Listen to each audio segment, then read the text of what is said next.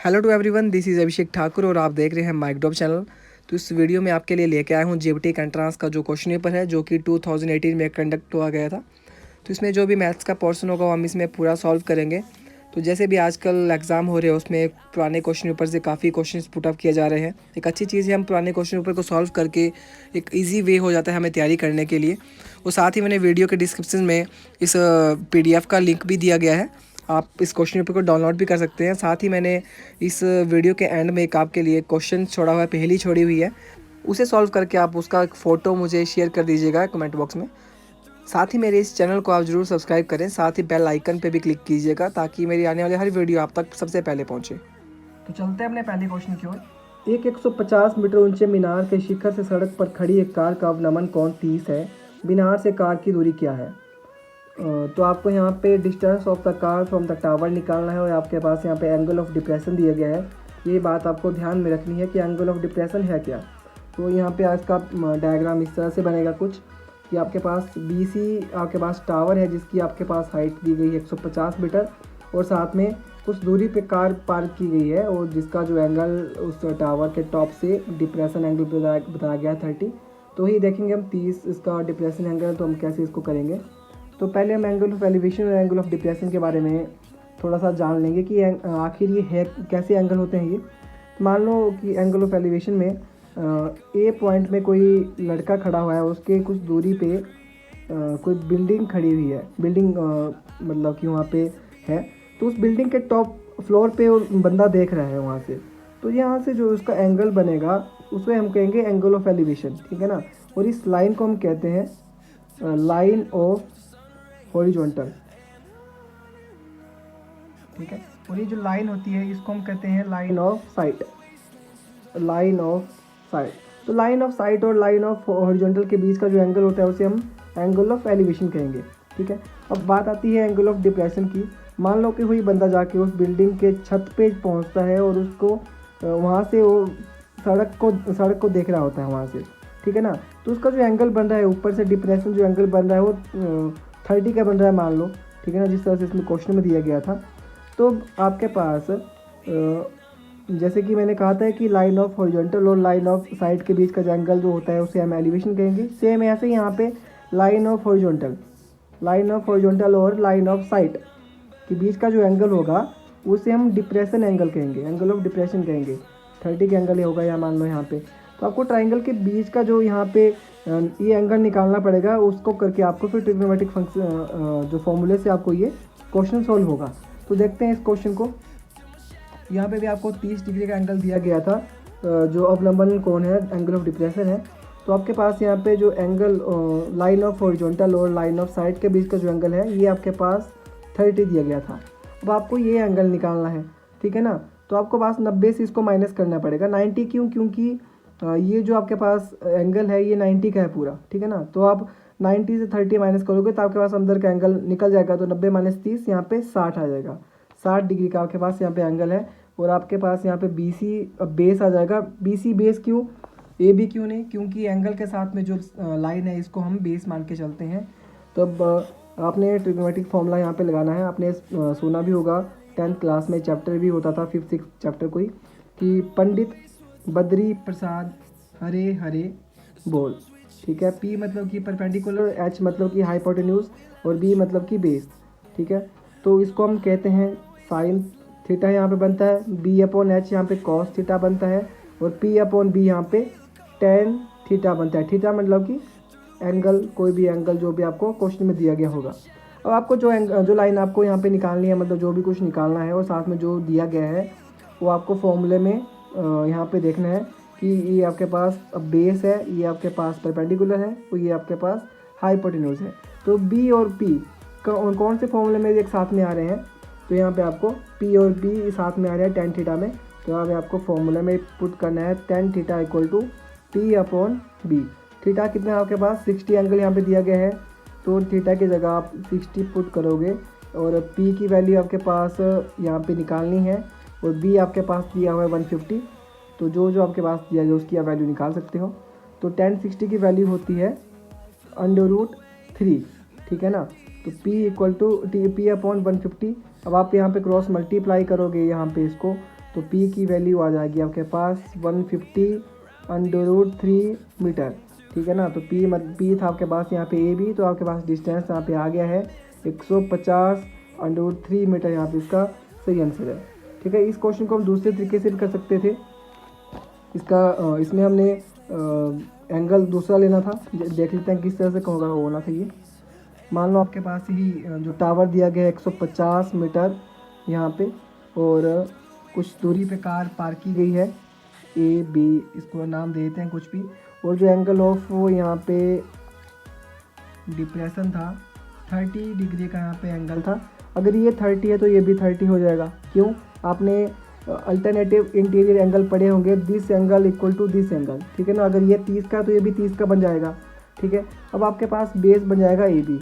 मैंने पहले ही कहा था कि जो एंगल के साथ में जो लाइन होती है उसे हम बेस मान के चलते हैं। अब आपके पास बेस ये हो गया, परपेंडिकुलर ये हो गया, और हाइपोटेन्यूज ये हो गया। फिर चलते हैं कि यहाँ पे tan theta equal to P upon B. Theta अब यहाँ पे 30 है, पहले वाले क्वेश्चन में यहाँ पे थीटा आपके पास 60 था, तो tan 30 आप यहाँ पे भरोगे, और पी की वैल्यू आपके पास 150 है, और बी आपने यहाँ पे निकालना है। tan 30 की वैल्यू होती है 1/√3। वैल्यू आपको याद करनी पड़ेगी, वैल्यू बहुत ही ईजी होती है। इसके लिए मैं आपको एक अलग से वीडियो बना दूंगा कि वैल्यू आप किस तरह से याद रख सकते हो। 2 मिनट में वैल्यू बिल्कुल आपको सारी की सारी याद हो जाएंगी। तो 150/b, जब आप यहाँ पे क्रॉस मल्टीप्लाई करोगे इसको, तो आपके पास यहाँ पे आ जाएगा 150√3 मीटर, ठीक है। तो इस तरह से इसका बी ऑप्शन बिल्कुल सही है। बल्कि यूट्यूब में मैंने इसकी वीडियो देखी थी, तो उस वीडियो में बल्कि इस क्वेश्चन को गलत तरीके से बताया गया है। उसमें जो एंगल ऑफ डिप्रेशन जो यहाँ पे 30 बताया गया है, वो उन्होंने अंदर वाला एंगल यहाँ पे ले लिया है उसको 30। अंदर वाले एंगल को यहाँ पे एंगल ऑफ डिप्रेशन नहीं कहेंगे, ठीक है। वो आपको निकालना पड़ता है इस तरह से, ठीक है। तो चलते हैं अपने अगले क्वेश्चन की ओर। 10 सेंटीमीटर त्रिज्या के वृत्त की एक जीवा केंद्र पर समकोण अंतरित करती है। इस जीवा की लंबाई सेंटीमीटर में आपने निकालनी है, ठीक है। जीवा मतलब कि कॉर्ड, ठीक है। और जो सर्कल की जो सबसे बड़ी कॉर्ड होती है आपका डायमीटर, व्यास, जो सेंटर से होके पास होते हैं। तो पहले इसमें डायग्राम बना लेते हैं कुछ सर्कल, ठीक है, इस तरह से। तो आपको दिया गया है यहाँ पे कि 10 सेंटीमीटर की त्रिज्या है, मतलब कि रेडियस है, और वृत्त की एक जीवा केंद्र पर समकोण अंतरित करती है। तो इस जीवा की लंबाई निकालनी है आपने। मान लो कि आपके पास कोई यहाँ पे कॉर्ड है, ठीक है ना, और जो यहाँ पे रेडियस है इसका, ये है 10 सेंटीमीटर। यहाँ पे भी 10, तो यहाँ पे भी 10। रेडियस जो है सर्कल में इक्वल रहता है, 10 रहेगा सब जगह पे, ठीक है ना। तो आपको ये निकालना था ए और बी की यहाँ पे वैल्यू निकालनी थी कि ए बी कितना है, ए बी जो कॉर्ड है वो कितनी सेंटीमीटर की है, ठीक है। तो इसका फॉर्मूला भी रहता है, कॉर्ड का फॉर्मूला, ठीक है। Length of chord equal to sine theta upon 2 into 2 into R, ठीक है। आप इस फॉर्मूले से कर सकते हो। थीटा यहाँ पे कितना है, आपको यहाँ पे बताया गया है कि समकोण है। समकोण होता है कि 90 का है मतलब, ठीक है ना। तो ये जो एंगल था आपके पास ये 90 का था, ठीक है। तो आपको sine 90 upon 2 into 2 into R कितना है, रेडियस आपके पास 10, ठीक है। साइन 90 माइनस 2 45, साइन 45 की आपके पास वैल्यू निकालनी है। तो साइन 45 की वैल्यू होती है 1/√2 इंटू 2 गुना 10 20, ठीक है ना। तो 20/√2। अब आपके पास इस तरह से कोई भी यहाँ पे ऑप्शन नहीं है 20/√2, तो आपको इसको रैशनलाइज करना पड़ेगा। जो यहाँ पे डिनोमिनेटर होता है इसको हम ऊपर नीचे मल्टीप्लाई कर लेंगे, ठीक है। तो ये आपके पास इस तरह से आएगा √2 इंटू √2, सिंपल 2 बनेगा, तो आपके पास बन जाएगा इस तरह से 10√2 मीटर, ठीक है।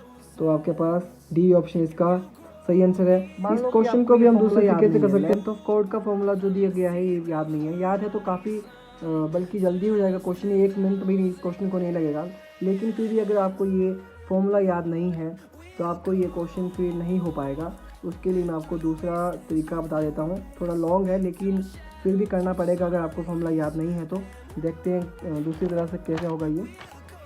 और ये आपके पास डायग्राम इस तरह से था कुछ, और ये आपके पास कोड दी गई थी, और यहाँ पे 90 का एंगल दिया गया है, समकोण यहाँ पे बताया गया है पहले से ही। तो यहाँ पे इसको हम नाम देते हैं ABC, और 10 यहाँ पे रेडियस इसका दिया गया है, ठीक है। तो यहाँ पे हम लाइन ड्रॉ कर लेंगे एक, ठीक है, और यहाँ पे इसका नाम रख देंगे O पॉइंट, ठीक है ना। तो अब ये लाइन ड्रॉ की, अब इस कोड को ये इक्वल पार्ट्स में डिवाइड कर रहा है, जितना AO होगा उतना ही BO होगा, ठीक है ना। तो हम क्या करेंगे, इस जो ट्राइंगल को है इसका डायग्राम हम बाहर बना देंगे इस तरह से। ये ट्राइंगल है, ठीक है ना, बड़ी दिखाने के लिए AOC। अब ये जो 90 का एंगल है, पूरा एंगल 90 का था, जब हम इसको हाफ किया तो ये 45 का यहाँ पे बन जाएगा, ठीक है ना। तो आपको उसी तरीके से क्वेश्चन करना पड़ेगा। ये जो पहला क्वेश्चन था हमारा, जिसमें हमने डिस्टेंस निकालना था कार और टावर के बीच का, तो उस तरह से आप इस क्वेश्चन को लीजिए। अब ये 45 का एंगल है, अब एंगल के साथ जो लाइन है वो आपका बेस बन गया, ठीक है ना। अगर ये बेस है तो ये आपका परपेंडिकुलर और ये आपका हाइपोटेन्यूज, ठीक है। अब आप फॉर्मूला देखो, पंडित बद्री प्रसाद वाला, पंडित बद्री प्रसाद हरे हरे बोल, ठीक है ना। अब आपको जो साइड आपको निकालनी होती है, साथ में जो आपको दी गई होती है, आप उनको फॉर्मूले में लेते हो, ठीक है। तो आपको यहाँ पे H और P आपको निकालना है, और H आपके पास दिया गया है। तो P और H यहाँ पे देखो आप कहाँ पे है, P और H आपके पास यहाँ पे है। तो साइन थीटा बनेगा यहाँ पे, तो sine theta equal to P/H।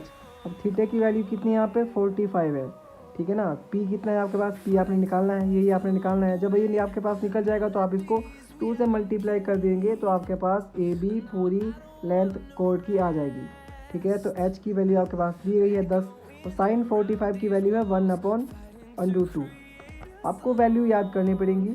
Value काफ़ी इजी होती है निकालना साइन कॉस टेन की। अगर आपको नहीं आती है तो मैं उसके लिए भी एक अलग से वीडियो बना दूंगा। 2 मिनट में आप जो है पूरी की पूरी वैल्यू याद रख सकते हो, इसकी एक बहुत ईजी ट्रिक होती है उस तरह से।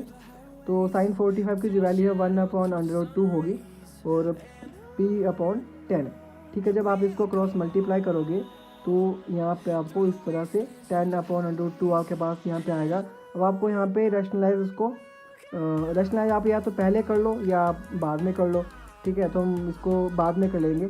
अब 10/2 इसकी वैल्यू आ गई, 10/2। और जैसे कि मैंने कहा था कि आपको क्या करना है, इसको 2 से मल्टीप्लाई करना है, क्योंकि जितना ये होगा उतना ये होगा, ठीक है ना। तो 10/2 को आपने 2 से मल्टीप्लाई कर लिया, कितना आ गया आपका 20/2, ठीक है। लेकिन आपको इसको क्या करना पड़ेगा, रैशनलाइज करना पड़ेगा। तो जो डिनोमिनेटर होता है उसको हम ऊपर नीचे से सेम डिजिट से मल्टीप्लाई करते हैं, ठीक है। तो 20/2 × 2 आ गया आपके पास 2, और 2 से कैंसिल करेंगे तो आपके पास आ जाता है 10/2। सेम आपके पास पहले ही आंसर भी आया था 10/2 मीटर, तो इसका सही आंसर 10/2, यहाँ पे डी ऑप्शन इसका सही है। अगर आपके पास फॉर्मूला याद नहीं है, तो अगर फॉर्मूला याद है तो मैंने कहा कि बहुत इजी आपके पास यहाँ पे क्वेश्चन हो जाएगा। तो आपको फॉर्मूला याद रखना पड़ेगा लेंथ ऑफ कॉर्ड का, साइन थीटा अपॉन 2 × 2 × r, ठीक है। चलते हैं अपने अगले क्वेश्चन की ओर। यहाँ पे दिया गया है इफ़ यदि k 2k-1 तथा 2k+1 एक समांतर श्रेणी के 3 क्रमागत पद है तो k का मान क्या है। आपके पास दिया गया है 3 यहाँ पे वैल्यू दी गई है। तो देखते हैं क्वेश्चन किस तरह से होगा। यहाँ पे आपके पास k 2k-1 और 2k+1 दिया गया है, ठीक है ना। तो आपको k की यहाँ पे वैल्यू निकालनी है, ठीक है। तो ये AP वाली सीरीज़ है यहाँ पे, तो आपको यहाँ पे इसकी वैल्यू निकालनी पड़ेगी, k की वैल्यू। वैसे तो आप ऑप्शन देख के भी निकाल सकते हो। अगर आप ऑप्शन इनमें से भरोगे एक एक करके तो आपको दिख जाएगा कि सेम सीरीज़ कहाँ पे बन रही है, ठीक है। लेकिन आपको उस तरह से नहीं आ रहा है तो आप इस तरह से निकाल सकते हो बाय फॉर्मूला। आपको क्या करना है, 2k-1 आगे वाली जो आगे टर्म होती है उसको आपने पीछे से माइनस करना है। 2k-1 minus k equal to 2k+1 minus 2k-1, एक में, क्योंकि जो आपके पास डिस्टेंस है, जो आपके पास डिफरेंस होगा इसका वो सेम आना चाहिए आपके पास। फर्स्ट और सेकंड का जितना होगा उतना ही थर्ड और सेकंड का भी होगा, इसीलिए तो AP वाली सीरीज़ में आएंगी। तो ठीक है, हम करेंगे टू के ब्रैकेट ओपन करते हैं, -1 माइनस के इक्वल टू 2k + 1। जब यहाँ पे माइनस ब्रैकेट यहाँ पे ओपन होगा तो साइन चेंज हो जाएंगे, -2k + 1 यहाँ पे, ठीक है। तो 2k यहाँ पे माइनस का है, यहाँ पे प्लस का है, तो कैंसिल हो गए, ठीक है। और यहाँ पे 2k - k k -1 equal to 1 + 1 2, ठीक है। अब आपके पास यहाँ पे k की वैल्यू आ जाएगी आपके पास -1 वहाँ पे जाएगा, तो 2 + 1 = 3, तो k की वैल्यू आपके पास 3 आ जाएगी। अगर आपने वेरीफाई करना है तो आप वेरीफाई भी कर सकते हो, आप k की जगह यहाँ पे 3 की वैल्यू पुट करो, ठीक है। जैसे कि यहाँ पे सीरीज थी तो k की जगह हमने 3 पुट किया, यहाँ पे 3 दूना 6 -1 हुआ 5, ठीक है। 3 दूना 6 जमा 1 7। अब आपके पास सीरीज़ बन गई 3 5 7, आगे 9 11 इसी तरह रहेगी। और आप इन तीनों का डिफरेंस देखोगे बारी बारी, तो 3 और 5 का डिफरेंस 2, 5 और 7 का डिफरेंस 2, तो डिफरेंस जो होगा सेम रहेगा। इसीलिए हमने फर्स्ट और सेकंड का डिफरेंस और थर्ड और सेकंड का डिफरेंस यहाँ पे इक्वल करके यहाँ पे रखे गए थे, ताकि के का यहाँ पे सही आंसर आ जाए, ठीक है। चलते अगले क्वेश्चन की ओर। यहाँ पे आपको फैक्टर दिए गए हैं 4x² + 8x + 3। तो ये क्वेश्चन भी आपको बहुत इजी है, यहाँ पे आपको निकालना होगा इसका। तो चलते हैं इस क्वेश्चन की ओर।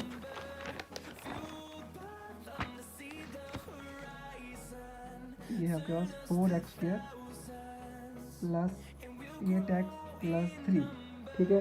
तो यहाँ पे आपको 4 3 12 आपके पास यहाँ पे मल्टीप्लाई करके 12 आना चाहिए और सम करके आपके पास 8 आना चाहिए, ठीक है। तो आपने कोई 2 डिजिट ऐसी देखनी है जिनको गुना करे तो 12 आए और जमा करे तो 8 आए। तो ऐसी कौन सी 2 डिजिट है? 6 2 है, 4 3 है, ठीक है ना, और 12 और 1 है। अब देखो आप यहाँ पे 12 और 1 को गुना करेंगे तो 12 आएगा, लेकिन जमा करेंगे तो 8 नहीं बन पाएगा। 4 और 3 को गुना करेंगे तो 12 आ जाएगा, लेकिन जमा करेंगे तो 8 नहीं आ पाएगा। 6 और 2 ऐसी टर्म है जिनको आप मल्टीप्लाई करोगे या गुना करोगे तो 12 आएगा और जमा करोगे तो 8 आएगा। तो ये 2 डिजिट हमने यहाँ पे लेनी है, 4x² + 6x + 2x + 3, ठीक है। अब आपने यहाँ पे कॉमन लेना है, जो आपको यहाँ पे कॉमन निकलेगा 2x इक्वल ब्रैकेट में अंदर आपके पास क्या बचता है 2x + 3, ठीक है। यहाँ पे भी आपको कॉमन लेना पड़ेगा 1 ब्रैकेट में 2x + 3, तो आपके पास यहाँ पे निकल जाता है 2x + 1, एक ही आपके पास निकलता है, दूसरा आपके पास यहाँ से निकलता है कॉमन 2x + 3, ठीक है। ये आपके पास आंसर यहाँ पे निकलता है, इससे देख लो आप 2x + 1 और 2x + 3 इसका सही आंसर। अगला क्वेश्चन है हमारे पास 7 सेंटीमीटर त्रिज्या वाले गोले का पृष्ठीय क्षेत्रफल क्या है। तो आपको इसके लिए आपको गोले का जो पृष्ठीय क्षेत्रफल निकालना पड़ेगा, मतलब कि सरफेस एरिया ऑफ स्फीयर। तो सरफेस एरिया ऑफ स्फीयर का जो फॉर्मूला रहता है, सरफेस एरिया ऑफ स्फीयर का आपके पास फॉर्मूला होता है 4πr², ठीक है। ये आपको याद रखना पड़ेगा, ठीक है। आपके पास यहाँ पे रेडियस दिया गया था 7 सेंटीमीटर, तो आप फॉर्मूले में पुट कर सकते हो। बाई की वैल्यू होती है बाई/7 गुना आर, यहाँ पे आपको 2 बार लिखना है, तो 7 से 7 कैंसिल हुआ, 88 × 7 आपके पास आ जाता है 516 सेंटीमीटर स्क्वायर। ये आपके पास आंसर है, डी ऑप्शन इसका सही आंसर है। अगला क्वेश्चन है व्यास वृत्त की सबसे लंबी क्या होती है। Diameter is the longest dash of the circle. मैंने पहले भी आपको बताया था जब आपके पास सर्कल वाला क्वेश्चन आया था कि डायमीटर आपके पास सबसे बड़ी कॉर्ड होती है सर्कल की, ठीक है ना। जैसे कि ये आपके पास सर्कल है, ठीक है, तो एक कॉर्ड तो यहाँ पे ये भी हुई, ये भी कॉर्ड हुई, ये भी कॉर्ड हुई, लेकिन सबसे बड़ी जो कॉर्ड होगी वो आपके पास डायमीटर होगी, जो सर्कल से होके जो सेंटर ऑफ सर्कल से होके जाएगी। तो ये आपके पास इसका सही आंसर है B option, diameter is the longest chord of the circle. अगला क्वेश्चन है हमारे पास इस तरह से पावर्स में है, तो आपको ये आंसर निकालना पड़ेगा। तो इसको हम लिख देते हैं यहाँ पे 3 की पावर 2, यहाँ पे 3/4 × 3/8 × 3/6, ठीक है। तो जब आपके पास यहाँ पे बेस सेम होता है तो पावर आपके पास ऐड हो जाती है। तो सारी पावर्स आपने ऐड करनी है, 2 + 4 + 8 + 6, 4 × 2 6, 6 और 8 14, 14 × 6 20, 3/20 इसका सही आंसर होगा, ए ऑप्शन इसका सही आंसर है, ठीक है। अगला क्वेश्चन चलते हैं। एक चतुर्भुज के 3 कोण 55 70 और 85 है तो चौथा कोण कितने का होगा, ठीक है ना। तो चतुर्भुज के चारों कोण का जो आपके पास जोड़ होता है 360, ठीक है। ये आपके पास मान लो कोई चतुर्भुज है, ठीक है। आपके पास एक दिया है, दूसरा दिया हुआ, तीसरा दिया हुआ है, आपके पास चौथा निकालना था। एक आपके पास मान लो 55 था, एक 70 था और एक आपके पास 85 था, एक आपको यहाँ पे निकालना है, ठीक है ना। तो जब आप कर लो, प्लस कर लो, 55 plus 70 plus 85 plus x equal to चारों जो आपको एंगलों का जो जोड़ होगा 360। अब आप तीनों का प्लस कर लो, यहाँ पे कितना आएगा 210 यहाँ पे, plus x equal to 360। x की वैल्यू आप यहाँ पे निकालोगे 360 माइनस 210, तो आपके पास निकल के आ जाएगी 150। तो डी ऑप्शन इसका सही आंसर है। 150 इसका चौथा एंगल होगा। अगला क्वेश्चन है, संख्याओं 12, 15, 21 का एलसीएम ज्ञात कीजिए। अब आपके पास एलसीएम निकालने को आया है, बहुत इजी क्वेश्चन है ये, ठीक है। 12, 15 और 21 का आप एलसीएम ले सकते हैं इस तरह से, 3 4 12, 3 5 15, 3 7 21। अब आपके पास ये प्राइम नंबर आ गए तो आप इनको मल्टीप्लाई कर सकते हो डायरेक्ट, ठीक है ना। 3 चौके 12, 12 5 60 और 60 7 420, 420 इसका सही आंसर है, सी ऑप्शन। अगला क्वेश्चन चलते हैं, द वॉल्यूम ऑफ सिलेंडर। ये आपका क्वेश्चन पूछा गया है, फॉर्मूला ही पूछा गया है, वॉल्यूम ऑफ सिलेंडर क्या होता है। तो वॉल्यूम ऑफ सिलेंडर का फॉर्मूला है पाई आर स्क्वायर एच, बेलन का आयतन का सूत्र पाई आर स्क्वायर एच, यहाँ पे इसका आंसर है। अगला क्वेश्चन चलते हैं, the cube root of number. The cube root of number 729 यहाँ पे दी गई है को डिजिट 729 इज, तो क्या होगा संख्या 729 का घनमूल क्या होगा, ठीक है। तो यहाँ पे आपको घनमूल पूछा गया है, क्यूब इक्वल टू 729, मतलब कि x इक्वल टू 729, यहाँ पे आपको क्यूब पूछा गया है। तो किसका क्यूब है ये है आपका 9 का क्यूब, ठीक है। आप करोगे 9 इंटू 9 इंटू 9, 9 में 81 और 81 गुना 9 होगा आपके पास 729। तो ए ऑप्शन इसका सही आंसर है। अगला क्वेश्चन चलते हैं, साइन 90 माइनस ए।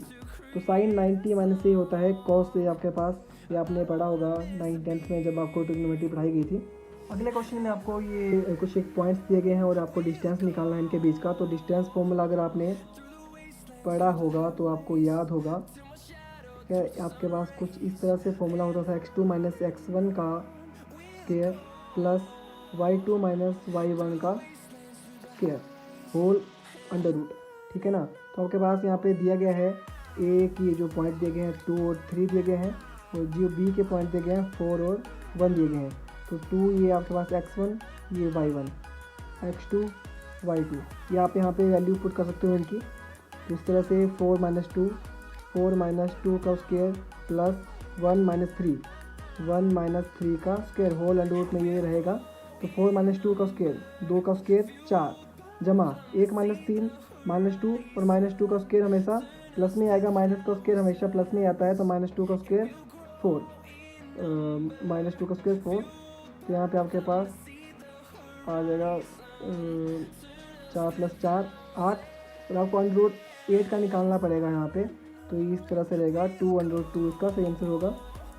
तो यहाँ पे बी ऑप्शन इसकी सही आंसर है। अगला क्वेश्चन है 64 का वर्गमूल। तो 8 का ये वर्गमूल है, तो यहाँ पे ए ऑप्शन इसका सही आंसर है। अब आपके पास आता है योज्य प्रतिलोम एडिटिव इनवर्स ऑफ 2/8 का। तो ये हमेशा आपको याद रखना पड़ेगा कि जो एडिटिव जो इन्वर्स होता है, एडिटिव इन्वर्स 2/8 का आपको निकालना है। तो इसमें सिंपल साइन चेंज होता है और कुछ चेंज नहीं होता है यहाँ पे। -2/8 इसका सही आंसर हो जाएगा। अगर आपके पास मान लो इसका मल्टीप्लिकेटिव इन्वर्स पूछा होता, मल्टीप्लिकेटिव इन्वर्स पूछा होता 2/8 का, तो ये डिजिट्स उल्टी भी आती हैं, जो आपकी अंश में है वो हर में जाएगी, जो हर में है वो अंश में आती है। तो 2/8 का यहाँ पे 8/2 हो जाना था, ठीक है। लेकिन आपको यहाँ पे पूछा गया था एडिटिव इन्वर्स, तो आपका यहाँ पे सिर्फ साइन चेंज होगा, बाकी जो डिजिट ऊपर है तो ऊपर रहेगी, नीचे है तो नीचे ही रहेगी, ठीक है। तो इसका सही आंसर होना था -2/8। अगला आपके पास क्वेश्चन है 2x minus X plus 3 equal to 5। तो x का यहाँ पे आपको वैल्यू निकालनी थी। तो चलते हैं इस क्वेश्चन की ओर। 2x minus X plus 3 equal to 5। ठीक है, तो आप यहाँ पे ब्रैकेट ओपन करोगे तो साइन चेंज हो जाएंगे। इस तरह से आपके पास रहेगा ये 2x minus X minus 3 equal to 5, और यहाँ पे 5 प्लस 3 इक्वल टू 8। एक्स की वैल्यू आपके पास यहाँ पे 8 आ गई। अगला क्वेश्चन है, यहाँ पे आपको माध्यक निकालना होगा। कुछ एक नंबर आपको दिए गए यहाँ पे, तो आपको इसका मीडियन निकालना है। तो मीडियन निकलने से पहले आपको एक जरूरी यहाँ पे एक पॉइंट की याद रखनी होगी कि जो आपके पास यहाँ पे नंबर दिए गए हैं आपको इनको असेंडिंग ऑर्डर में लिखना है, मतलब बढ़ते हुए क्रम पे। ठीक है ना, तो आप इनको लिख सकते हो। पहले जो अगर सबसे जो छोटी है, पहले सबसे छोटी लिखोगे आप 10। ठीक है ना, 10 आप यहाँ पे लिखोगे। उसके बाद आपके पास है 14 दो बार है, तो 14 आप 2 बार लिखोगे। उसके बाद आपके पास 15 है, फिर 16 है, 15 16, फिर आपके पास यहाँ पे 20 है, फिर 21 है, फिर 24 है। 20 21 फिर 24। आपको मैं एक और बात बता दूँ कि आप लिखने के बाद ना इसको काउंट कर लें कि आपने कितने लिखे। कई बार मिसिंग हो जाते हैं बीच में। तो यहाँ पे थे 1 2 3 4 5 6 7 8, यहाँ पे आपके 8 होना चाहिए। 1 2 3 4 5 6 7 8। ठीक है, अब आपके पास आपने असेंडिंग ऑर्डर में इन सबको लिख लिया है, तो आपने मीडियन निकालना है। तो मीडियन हम निकालते हैं, हम देखते हैं जो बीच की जो टर्म होती है। ठीक है ना, अब बीच की टर्म हमेशा जब भी आपके पास इवन नंबर में कोई भी संख्याएँ रहेंगी, तो इवन नंबर में आपके पास एक्यूरेट वैल्यू नहीं आ पाती है बीच की, जैसे कि 1 2 3 4। ठीक है ना, तो इसके बाद आपके पास 4 और रह जाएंगी, और इससे पहले 3 रही थी, तो आपके पास एक्यूरेट बीच की वैल्यू नहीं आ पाती है। तो आपने क्या करनी है, बीच की 2 वैल्यू उठानी है और उनको प्लस करना है। 15 और जमा 16 करना है। 15 जमा 16 31, और इसको 2 से आपने डिवाइड कर देना है। जो भी इसका आंसर आएगा वो 15.5। तो सी ऑप्शन इसका सही है।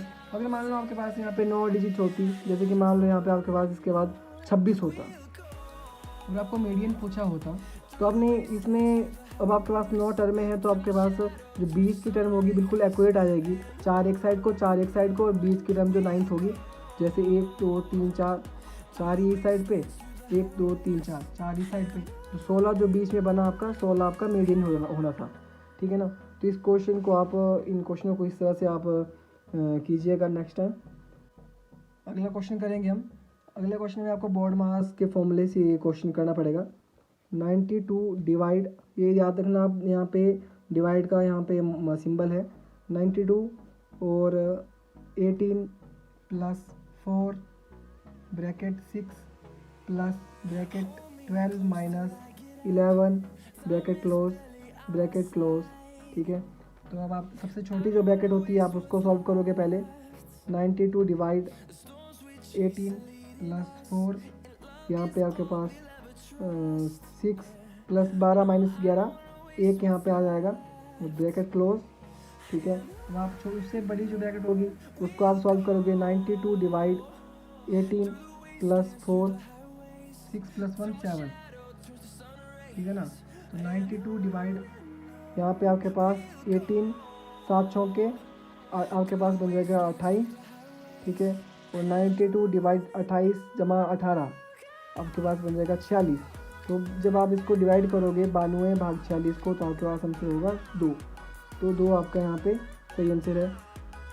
चलते हैं अपने अगले क्वेश्चन की ओर। यदि किसी त्रिभुज की भुजाएं 5 सेंटीमीटर 12 सेंटीमीटर तथा 13 सेंटीमीटर हो, तो त्रिभुज का क्षेत्रफल कितना होगा?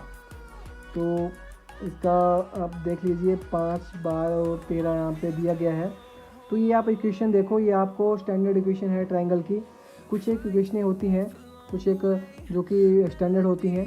इसमें क्या होता है कि जो 2 जो छोटी डिजिट होती हैं उनका स्क्वायर का आप सम करोगे तो तीसरे के स्क्वायर के इक्वल वो आती है। जैसे 5 का स्क्वायर 25 और 12 का स्क्वायर यहाँ पे 144, तो आएंगे आपके 13 के स्क्वायर के इक्वल। 144 जमा 25 169, और 13 का स्क्वायर भी आपके पास 169 होता है।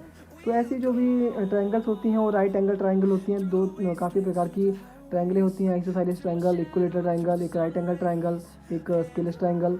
तो ये आपके पास यहाँ पे राइट एंगल ट्रायंगल यहाँ पे बन जाती है, जिसमें जो बड़ी साइड है वो 13 रहेगी, और बाकी 2 छोटी यहाँ पे, एक 12 की और एक 5 की। तो ये राइट एंगल ट्राइंगल, इसमें एक एंगल जो होता है 90 का होता है। तो यहाँ पे आप area of triangle half into base into height का यहाँ पे फॉर्मूला लगा सकते हो। तो बेस आपके पास यहाँ पे 5 है और हाइट आपके पास 12 है। तो आप यहाँ पे हाफ इंटू 5 गुना 12, यहाँ पे आपके पास आ जाएगा 6 गुना 5 30 सेंटीमीटर इसका सही आंसर, ठीक है ना। तो ए ऑप्शन इसका सही आंसर है। अगर मान लो कि यहाँ पे इक्विलेटरल ट्राइंगल होती है जिसकी तीनों साइडें आपके पास सेम रहती हैं, इसका अगर आपको एरिया निकालना हो तो इसका फॉर्मूला रहता है √3/4 a²। इस तरह से आपको इक्विलेटरल एंगल का एरिया आप निकाल सकते हो, ठीक है। अगले क्वेश्चन में यहाँ पे √99 और 396 का आपने वैल्यू निकालनी है। √99 इंटू √396, ठीक है ना। तो आप यहाँ पे इनको टुकड़ों में लिख सकते हो, इसको 99 को 11 इंटू और आप 9 लिख सकते हो। वैसे 396 का आप यहाँ पे फैक्टर निकाल सकते हो, यहाँ से इस तरह से आप निकाल सकते हो यहाँ पे। तो ये जो भी आपके पास यहाँ पे फैक्टर्स आए आप यहाँ पे इसको लिख लो, 2 इंटू 2 इंटू 11 और 9, ठीक है ना। तो जो भी आपके पास पेयर यहाँ पे बनते हैं वो आपके कॉमन बाहर को आ जाएंगे। जैसे 11 और 11, तो 11 आपका बाहर चला गया, 9 और 9 आपका बाहर चला गया, ठीक है ना। और जो आपका 2 और 2 यहाँ से भी आपका 2 बाहर चला गया। तो आपके पास बचता है 11 इंटू 9 99 और 99 इंटू 2 198। तो इसका सही आंसर है 198, डी ऑप्शन इसका सही आंसर है। अगला क्वेश्चन चलते हैं हम। -8 का योज्य प्रतिलोम उसी तरह से पहले वाले क्वेश्चन की तरह है ये। इसमें सिर्फ आपका साइन चेंज होना है, अगर माइनस का है तो प्लस हो जाएगा, प्लस का होगा तो माइनस हो जाएगा।